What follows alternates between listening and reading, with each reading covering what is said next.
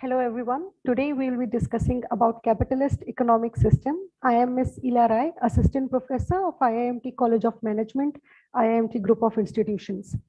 Before we begin with the capitalist economic system, first we should understand what do we mean by economy and what is economic system. So economy is the flow of goods and services and money in an environment.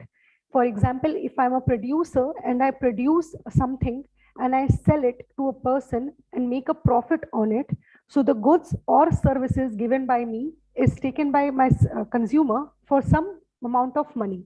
This entire supply or this entire production is known as economy. Now moving on to economic system. Economic system is the network that understands the economic relationship between different individuals in the society. So in an economy, there are four factors of production. Factors of production are those criteria which leads to production of goods and services. These four factors of production is land, which includes where the production will take place, capital, the amount of money that is invested on the production, labor, that is the person who will be producing the goods, and physical resources, those are the raw material which will be taken into production of goods. So all these factors of production together comprises of economic system, and the type of economic system depends upon the control, who is controlling the factors of production. So overall, on the two extreme ends, there are two types of economic system. If you could see on your left side, there is pure planned economy system where the control is entirely in the hand of government. The government is responsible for producing the goods and services, and then they distribute it to the consumer, that is general public. It is also known as communism, and it is often seen in dictatorship countries like North Korea. On the extreme opposite of it would be pure free market, where the government intervention is nil, and the local participants, the businesses and the general public, they decide what to produce, how much to produce, and distribute it according to the need and demand of the society. So one of the key example could be United States or Japan. Now between these two extremes lies mixed economies. Mixed economies could either be mix of pure planned and pure free market. So it can be higher side of pure planned economy, and then it is known as socialist leaning, or it could be a higher side of pure free market, and it is known as capitalist leaning. So example of socialist leaning would be China or Venezuela, where we see an economy where the government has control over the economic system. The government implies their control. The private parties are free to enter into the market. They are free to produce their goods and services, but within these strict rules and regulations which are laid down by the government. The capitalist leaning would be that the government intervention is almost nil. There is some government intervention, but it is almost nil. And the private parties are free to operate into the market. The example would be France, Sweden, or even our India.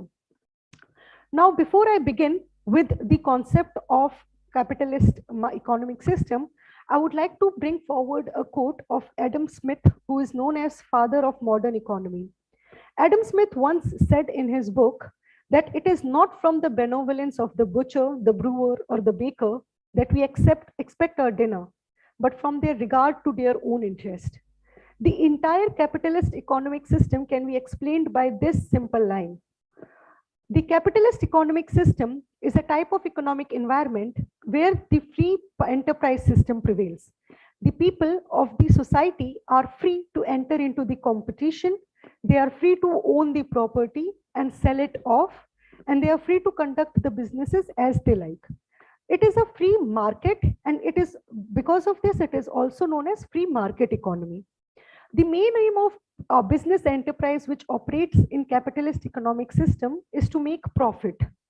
And the factors of production, which I discussed earlier, the land, labor, capital, and raw material, they are controlled by private business. So land, labor, and capital belong to private businesses. The private business decide where they will set up their big factory. The private business decide how much money they would invest in their business.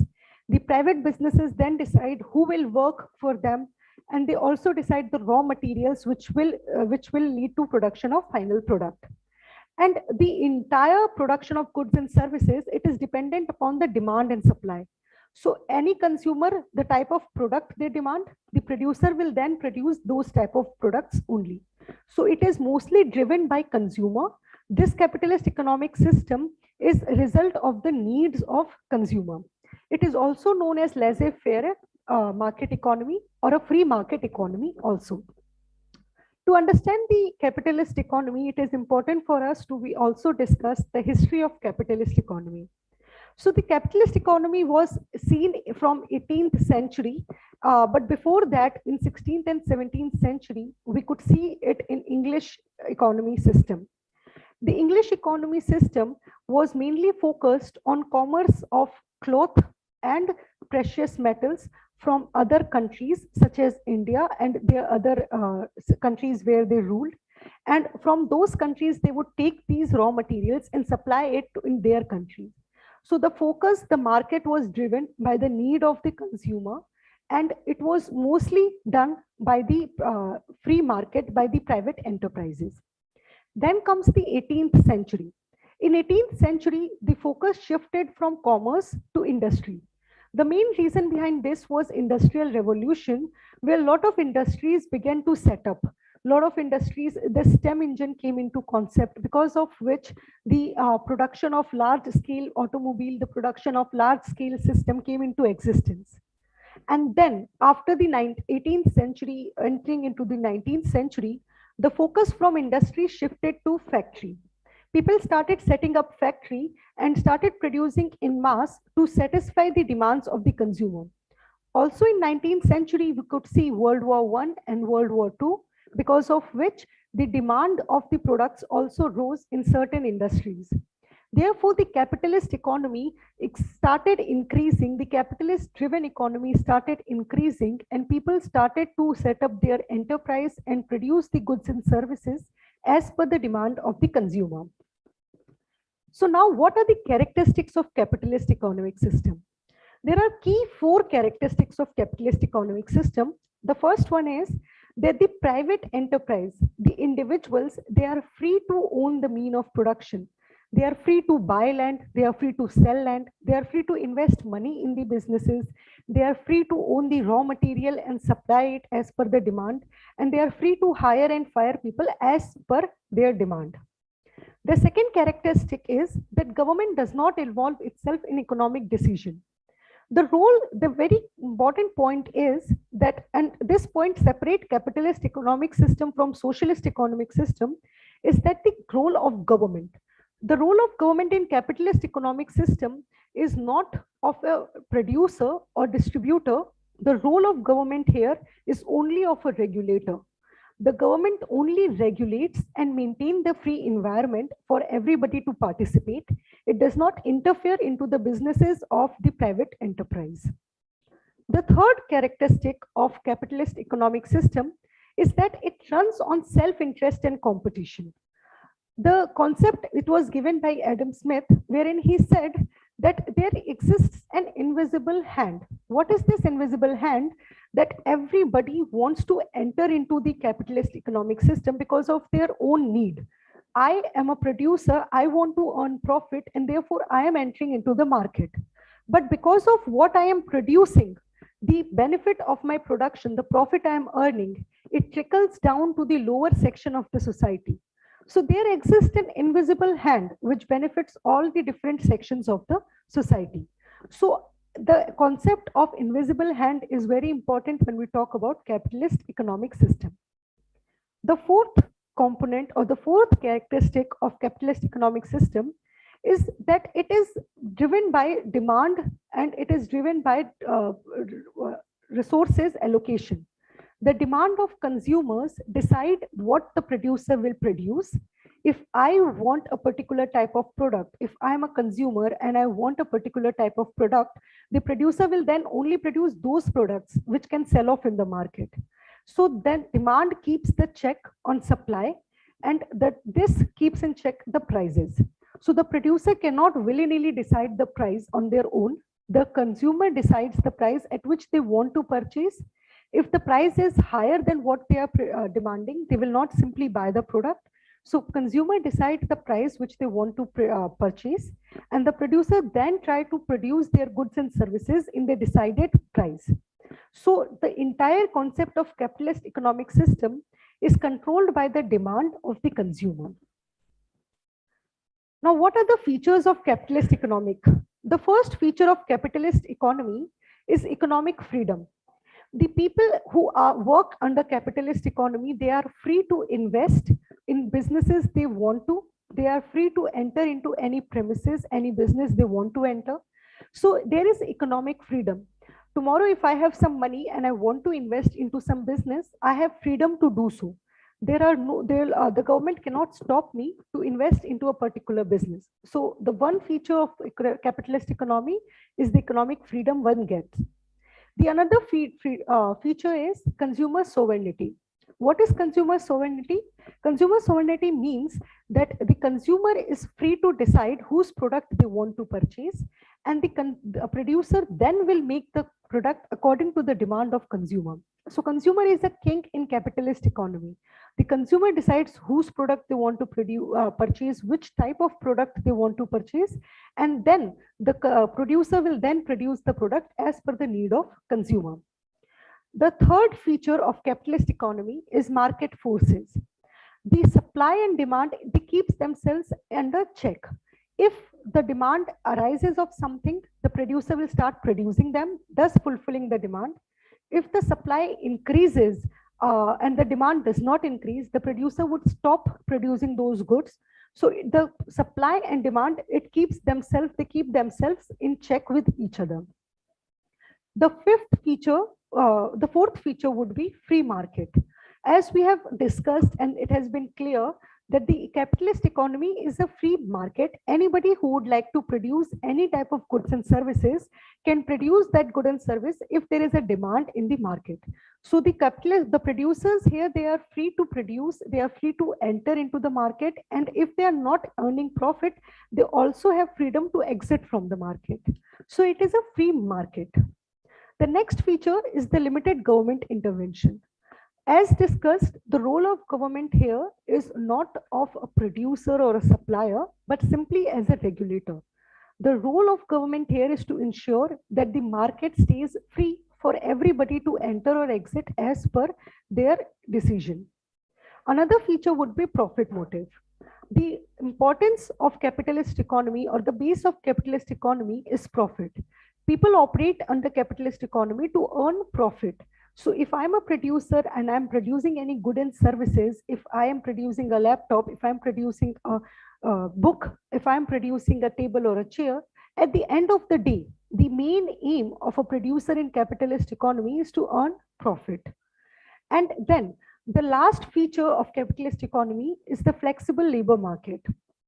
Flexible labor market means that anybody is free to work in any business they wish to, and producers also are free to hire people of particular characteristic, to hire people of particular qualification, and fire them if their need arises. Now the next we would be discussing about pros and cons of capitalist market.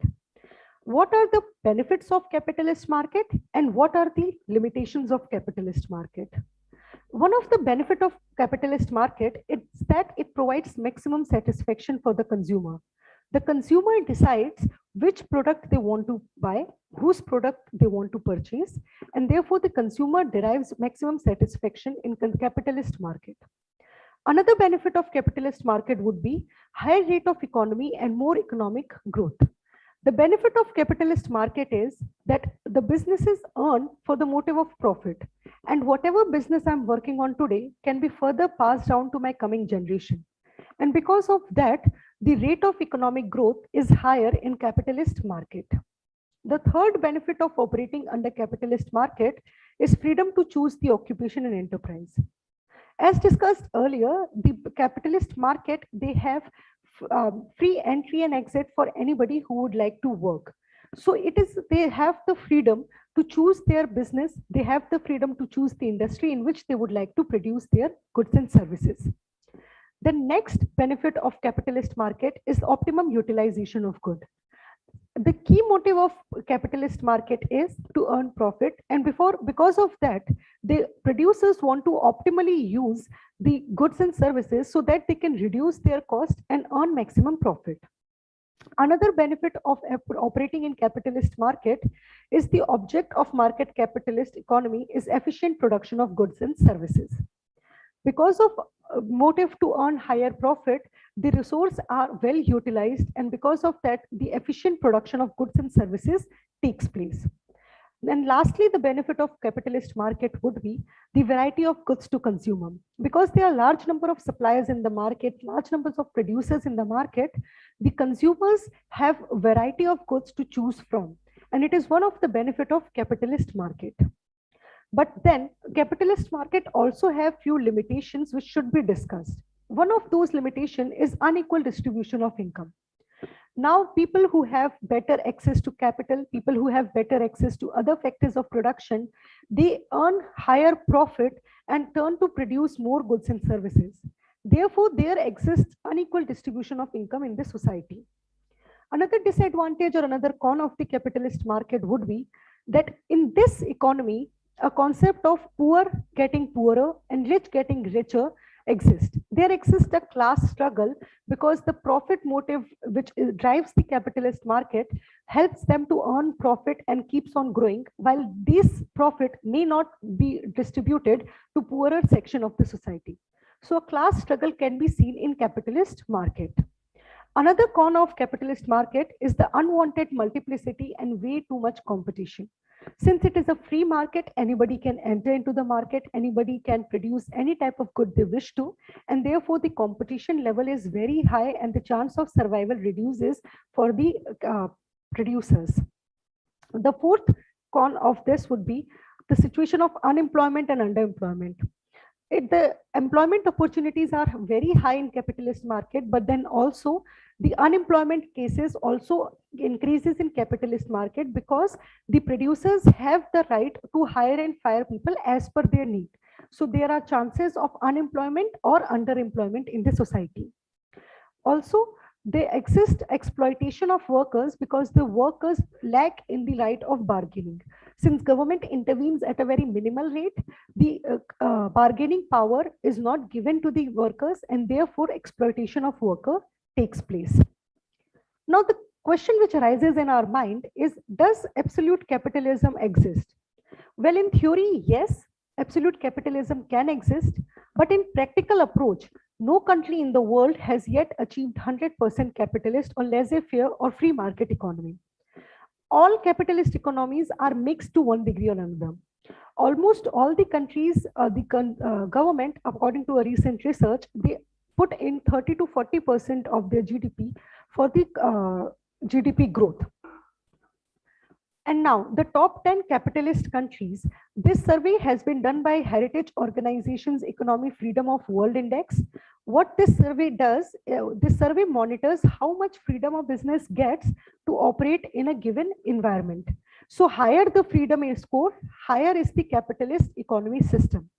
This, for a country to be capitalist economy, the score should be higher than 70. 70 and above, any country is a capitalist economy country. So as we can see, the Singapore has a highest freedom score of 89.7. And similarly, if you see the top 10 list, we find that United States, which is known for the free economy environment, does not land in the top 10 list. India ranks 104th in the top 10 capitalist countries. Now we should discuss the role of government in capitalist economy. So in the beginning of capitalist economy, the role of government was only limited to sustaining the law and order in the country, to make national defense stronger and regulate the evolution and passage of time. The role of government in capitalist economy has increased. Their role has now become to effectively ensure the free competitive market, to remove any restrictions from the market, and ensure that the market remains a true free market. Now, what are the criticism of capitalism? The criticism of capitalism are two-way. First is the quality of growth one is getting, and second is the unreliability of growth one is getting. So the quality of growth, if we discuss about the quality of growth, the market driven growth, it forces the producers to produce goods at a very higher rate, at a very faster rate. So the growth is there, we can observe the growth. GDP can increase, a national income can increase, but then the quality of growth reduces because of the externalities, because of the outcomes which are bad in nature. For example, if I'm a producer and I'm producing clothes for no other consumers, now my clothes, because of the clothes I'm producing, because of the dye I'm using, I'm producing a lot of toxic waste also. Now this toxic waste will hamper the environment in which we all operate. So I have a growth, I am earning a lot of profit, I'm making a lot of consumer, I'm increasing my consumer base, but the quality of growth which I'm delivering is not good. So this is one of the criticism of capitalism. And this always exists because of a simple reason, that the producer always tries to increase their profit and thus does not focus on the quality of growth they are giving, rather than focusing only on the number of growth or the amount of growth they are making. And the second criticism of capitalism is the unreliability of growth. So many critics have said that the growth in capitalism market is unreliable. This can be simply explained by the demand driven situation. If I'm a consumer and I demand a particular type of product, number of producers will come together and start producing that product. But after a certain time, this saturation will come in the demand. Now the producer who entered into a business to fulfill that demand will start getting low profit because the demand would become saturated. Similarly, if the investor would have invested in such businesses, their return would also start diminishing. So there exists an unreliability of the growth. The growth chart is not a scalar one, but rather it keeps on moving in a different directions depending upon the demand and supply driven. Now, one of the very big critique of capitalist economy is Keynesian critique. In Great Depression of 1930s, the capitalist economy suffered from great unemployment. And this time, a British economist known as John Keynes, he argued that capitalism, they struggle to recover from the slowdown in investment because they cannot remain in equilibrium and with high unemployment and no growth. This economic challenged the notion of laissez-faire capitalists could operate well on their own without state intervention. Till now, till 1930s, the main concept of capitalist economy was that the government intervention should be zero. There should not be any government intervention, and the capitalist economy should be permitted to run on its own. But after this, the Keynesian critique, it suggested that the state intervention is required to pull the economy out of recession, and whenever the unemployment cases rises, whenever the economy sinks into depression, the government has to intervene by cutting taxes and increasing the government spending. So today we discussed what is economy, what is economic system, what is the capitalist economic system, the different features of capitalist economic system, and the pros and cons of it, and the role of government in capitalist economic system. And we also discussed few critiques of capitalist economic system. I hope we all had a very healthy